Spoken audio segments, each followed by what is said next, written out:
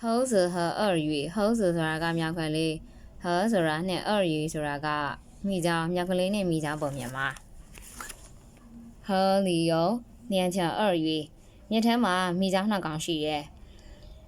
河两条ဒီ两条ဆိုတာကနှစ်ကောင်鳄鱼မိကြောင်နှစ်ကောင်ရှိပါတယ်河中心的岛上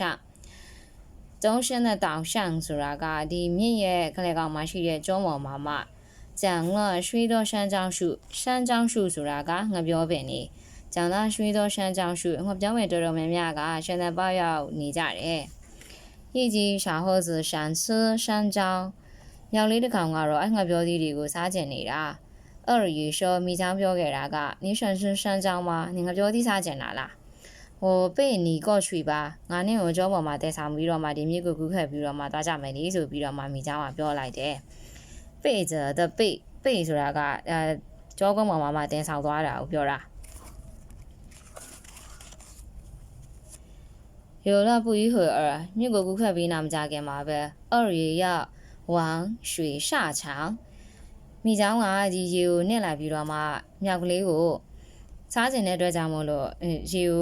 အောက်ကိုနှိမ့်မလို့ဟန်ပြင်လိုက်တာပေါ့并说ပြောလိုက်သေးတာက我要是你的心ငါနဲ့ရဲ့နှလုံးကိုစားပြစ်တော့မယ်ဆိုပြီးတော့မှမိသားမရေကိုနစ်မလို့ဟန်ပြန်လာပြီးတော့မှမြောက်ကလေးကိုပြောလိုက်ပါတယ်小猴子ကြီးကြီး的说မြောက်ကလေးကတေးသေးချာချာလေးနဲ့စဉ်းစားပြီးတော့မှပြောလိုက်တာက我的心在树上挂着呢ငါရဲ့နှလုံးကတစ်ပင်မှာချိတ်ထားတယ်လေငါရဲ့နှလုံးကတစ်ပင်မှာချိတ်ထားခဲ့တာဆိုပြီးပြောလိုက်တယ်鳄鱼说怎么回去呢အဲ့ဒါဆိုလို့ရှိရင်ငါတို့ပြန်သွားပြီးယူကြမယ်လေနာဆိုတာကယူဆောင်နေ怎么回去呢回去ပြန်သွားတယ်ငါတို့ပြန်သွားပြီးတော့မှသွားယူကြမယ်လေဆိုပြီးမိချောင်းကပြောလိုက်တယ်小猴子一上岸就跑了ကန်းသားလေးကိုကတ်လိုက်တာနဲ့မြောက်ကချက်ချင်းကိုပဲကမ်းပေါ်တက်ပြီးတော့မှပြေးထွက်ပြေးသွားခဲ့တယ်跑ဆိုတာကပြေးတာ一上岸就跑了ဒီကန်းဆန်နာရောက်မှာပဲမြောက်ကလေးကထွက်ပြေးသွားခဲ့ပါတယ်鳄鱼气的在水中游来游去气ဆိုတာရှမ်း气的气စိတ်ဆိုးတာ水中ဒီမြစ်ရည်ထဲမှာပဲ游来游去ကူးလိုက်ခတ်လိုက်နဲ့ဒီမိချောင်းကမြစ်ထဲမှာပဲကူးလိုက်ခတ်လိုက်နဲ့သူခံရတာကိုကြည့်ပြီးတော့သူခံရတာကိုစဉ်းစားမိတာကူးလိုက်ခတ်လိုက်နဲ့ပဲစိတ်ဆိုးပြီးတော့မှကြံနေခဲ့ပါတယ်တဲ့အဲ့တော့ဒီပုံမြင်လေးကိုဖတ်ပြီးရနောက်မှာ